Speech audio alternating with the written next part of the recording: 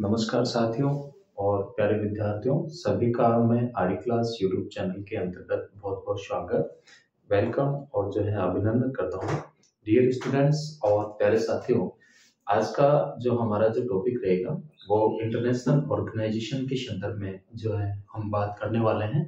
देखिए, जो अंतर्राष्ट्रीय राजनीति है, इंटरनेशनल जो पॉलिटिक्स है और अंतर्राष्ट्रीय राजनीति में जो अंतर्राष्ट्रीय संगठन होते हैं वो एक महत्वपूर्ण पार्ट के रूप में जो है अपना रोल रखते हैं। तो डियर स्टूडेंट्स, मैं आपको बता दूं कि जो इंटरनेशनल जो ऑर्गेनाइजेशन है, अंतर्राष्ट्रीय जो संगठन है, और अंतर्राष्ट्रीय संगठन पद का जो उद्गम होता है, ये सबसे पहले इस शब्द का जो प्रयोग किया गया था वो स्कॉटलैंड के कहाँ के जो थे, ये स्कॉटलैंड के एक प्रमुख विधिवेत्ता थे और जिनका नाम था जेम्स लोरिमर। इन्होंने इस जो है अंतर्राष्ट्रीय संगठन पद का जो है इन्होंने पहली बार जो है प्रयोग किया। किसने किया? जेम्स लोरिमर ने। ठीक है, इसके बाद में और इस शब्द का जो प्रयोग किया था इन्होंने एक भाषण के दौरान किया था और इस संकल्पना व पद का प्रयोग अपनी पुस्तक जो थी, इनकी पुस्तक थी the institutions of the law Nations नामक पुस्तक में जो है इस संकल्पना का इन्होंने क्या किया, प्रयोग किया। और ये जो प्रकाशित होती है पुस्तक, ये 1884 में प्रकाशित हुई।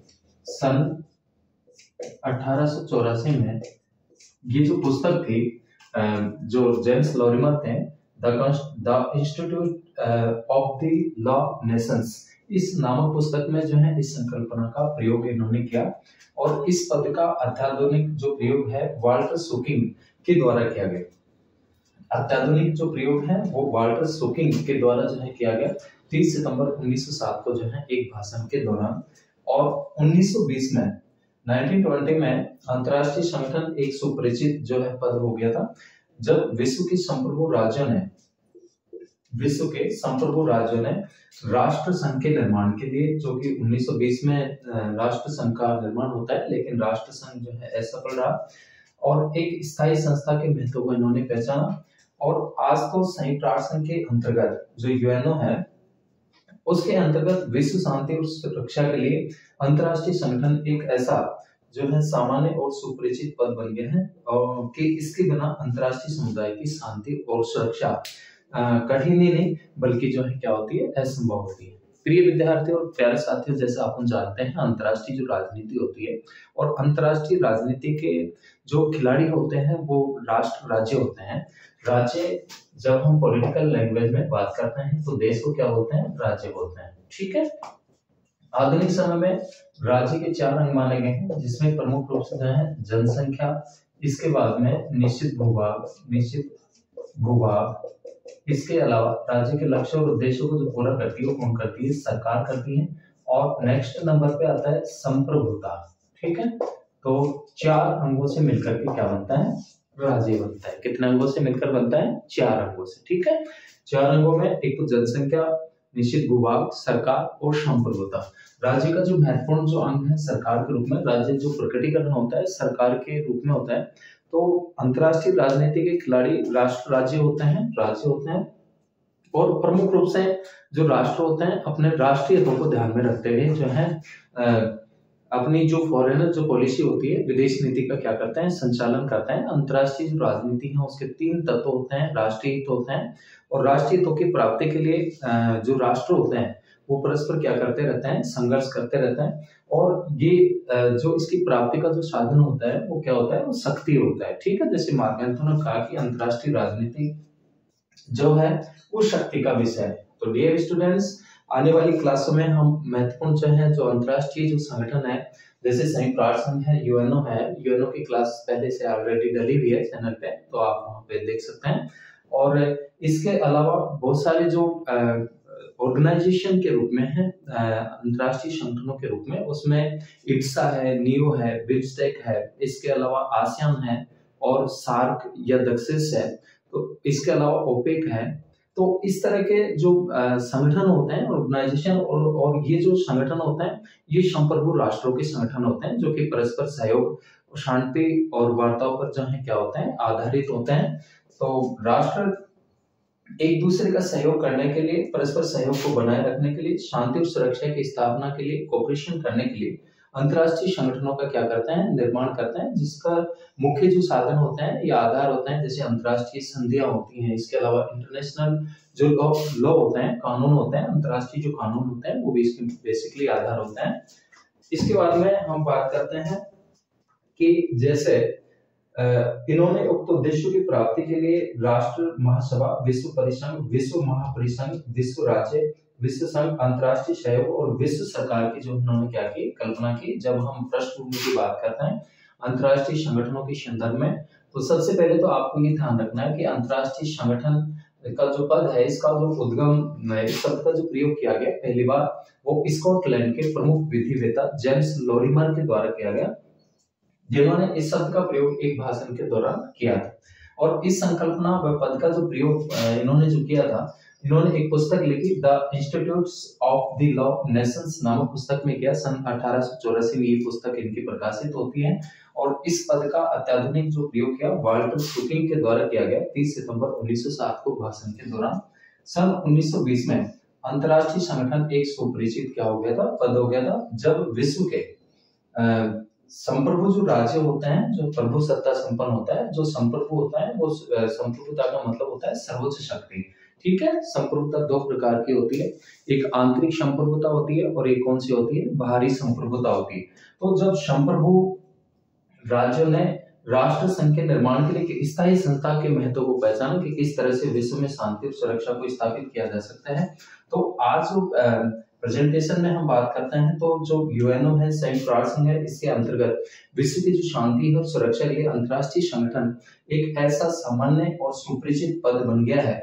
इसके बिना अंतर्राष्ट्रीय समुदाय की शांति और जो सुरक्षा है वो कठिन ही नहीं बल्कि क्या होती है, असंभव होती है। तो बहुत सारे जो नेशंस होते हैं, राष्ट्र होते हैं, वो परस्पर सहयोग के लिए, एक दूसरे के विकास के लिए, एक दूसरे की मदद के लिए जो है जो संगठन होते हैं, ऑर्गेनाइजेशन होते हैं, उनका क्या करते हैं, उनका निर्माण करते हैं। जैसे यूरोपियन संघ है, इसके अलावा इप्सा है, नियो है, ग्रुप 77 है, G20 है।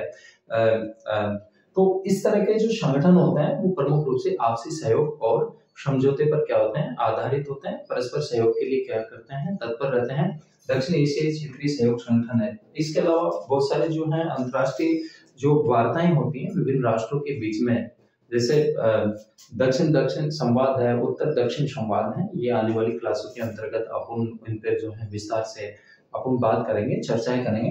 तो इस तरह से जो है कि जब विश्व के सभी राष्ट्र अंतर्राष्ट्रीय संगठन की विद्वानता और उपयोगिता को जो है क्या करने लगे हैं, आज समझने लगे।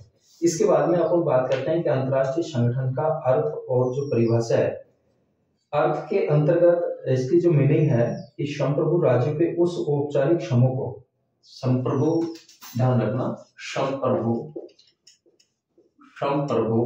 राज्यों के जो है उस औपचारिक समूह को,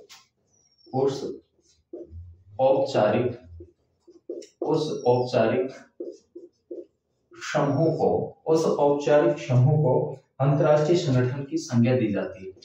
अंतर्राष्ट्रीय संगठन की संज्ञा दी जाती है। उस औपचारिक समूह को अंतर्राष्ट्रीय संगठन की क्या दी जाती है, संज्ञा दी जाती है, जिसका निर्माण कुछ विशेष उद्देश्यों की प्राप्ति को ध्यान में रखकर किया गया। ठीक है, जिसका निर्माण विशेष उद्देश्यों को ध्यान में रखकर किया गया। विशेष उद्देश्यों को ध्यान में रखकर किया गया। ठीक है, यानी जो संप्रभु राज्य होते हैं, राष्ट्र होते हैं, उस औपचारिक समूह या संगठन जो है अंतर्राष्ट्रीय संगठन की, उसको संज्ञा दी जा सकती है, जिसका निर्माण विशेष उद्देश्यों को ध्यान में रख करके क्या किया जाता है, इसका निर्माण किया जाता है। और इसके स्वरूप, आकृति और प्रयोजनों की दृष्टि से भिन्न होते हुए प्राय सभी अंतर्राष्ट्रीय संगठनों का निर्माण इस भावना के फलस्वरूप होता है कि मानव को एक होना है। ठीक है, संगठन के रूप में, समूह के रूप में कि मानव को एक होना है। और ऐसे संगठनों का निर्माण करते समय सदस्य राज्य अपनी संप्रभुता को क्या रखता है, सुरक्षित रखता है। जैसे आप जानते हैं कि संप्रभुता अद्वैता होती है, संप्रभुता को दिया नहीं जा सकता। और संप्रभुता अविभाज्य अद्वैता, ये सारी जो विशेषताएं होती हैं किसकी होती हैं, संप्रभुता की होती है। तो इस तरह से जो है ये अपनी संप्रभुता को बनाए रखता है और संगठन को अपने प्रयोजनों की प्राप्ति के लिए हर प्रकार की सहायता देने को क्या रहता है, तत्पर रहता है, तथा किसी भी ऐसे राज्य को सहायता देने से दूर रहने के लिए अपने को वचनबद्ध करते हैं जो कि इनके हितों की प्राप्ति में क्या होता है, बाधक होता है।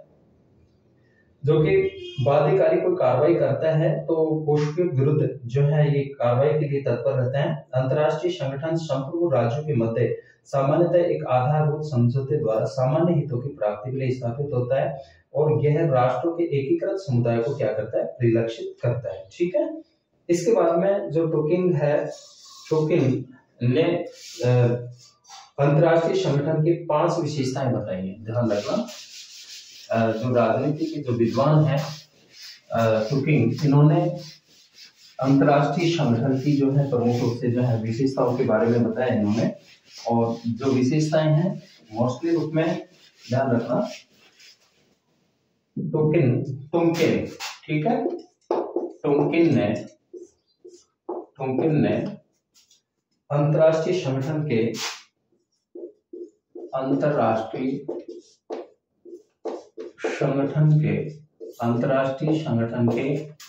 5 तत्व या विशेषताएं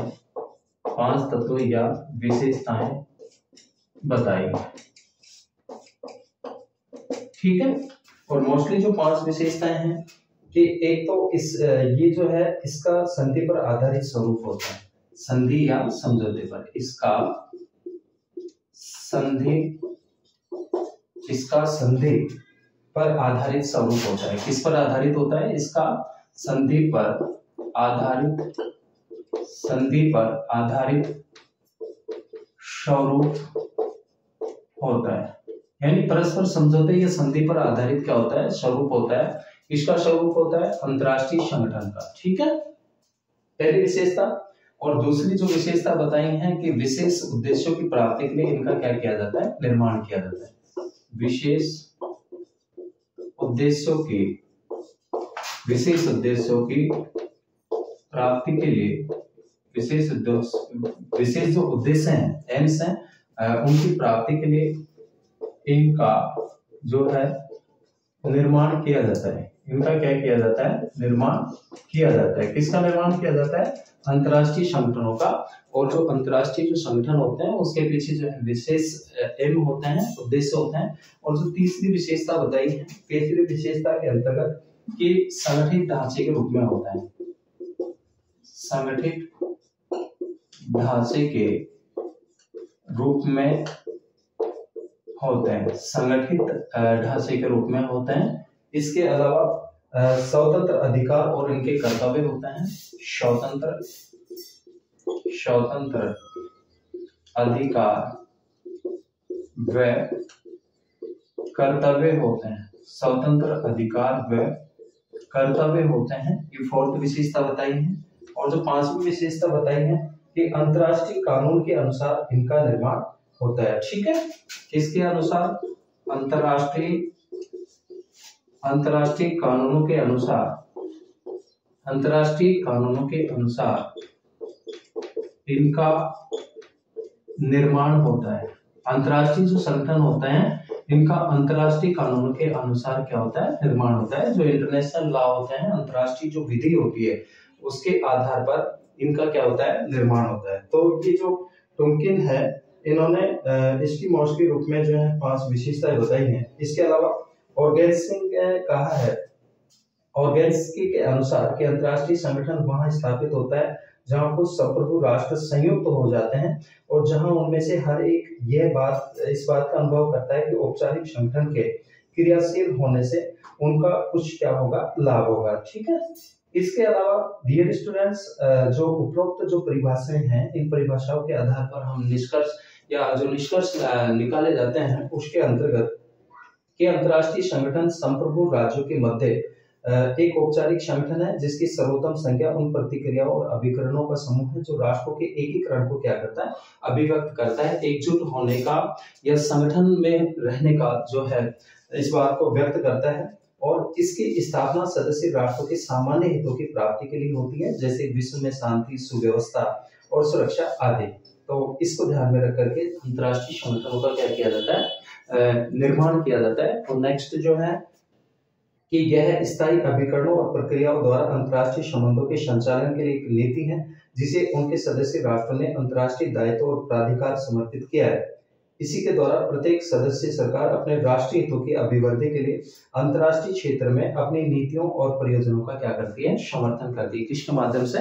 अंतर्राष्ट्रीय संगठनों के माध्यम से। तो डियर स्टूडेंट्स और प्यारे साथियों, निश्चित रूप में जो अंतर्राष्ट्रीय संगठन है और इस शब्द का प्रयोग जो किया गया पहली बार जो है मोस्टली रूप में जो है किसके द्वारा किया जाता है, अंतर्राष्ट्रीय संगठन का प्रयोग ये स्कॉटलैंड के प्रमुख विधिवेत्ता थे जेम्स लॉरिमर। ठीक है, तो अंतर्राष्ट्रीय संगठनों का जो पृष्ठभूमि है उसके संदर्भ में आपने बात की।